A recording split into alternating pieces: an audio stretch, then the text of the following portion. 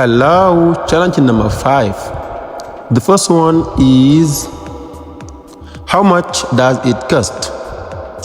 How much does it cost? Ñaata lay jar? Ñaata lay jar? The second one is, see you soon. See you soon. Ba ci kanam a kanam. Ba ci kanam a kanam. The third one is, bu ñetteel bi mooy, what time is it? What time is it?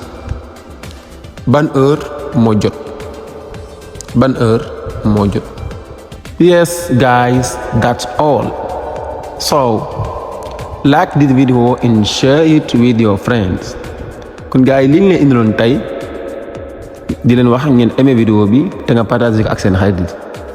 Thank you.